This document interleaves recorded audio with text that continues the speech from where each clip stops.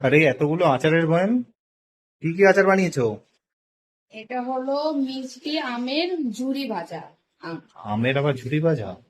আর এগুলো হলো আমের আচার, মিষ্টি আর টক।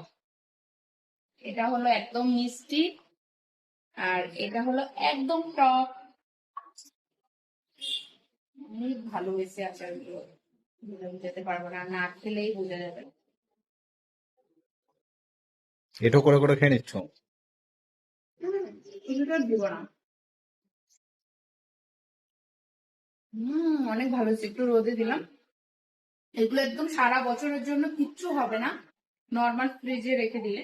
কিন্তু একদিন রোদে দিলাম, এখন থেকে আমি নর্মালে রাখবো, 1 বছরের জন্য কিচ্ছু হবে না। 1 বছর অব্দি টিকবে এই আচারগুলো? হ্যাঁ, 1 বছরের মধ্যে কিচ্ছু হবে না, এটা নষ্ট কিচ্ছু হবে তো না। হবে না, শেষ হবে না আচারগুলো? 1 বছর আগে তো শেষ হয়ে শেষ যাবে। হবে, খেলে শেষ হবে।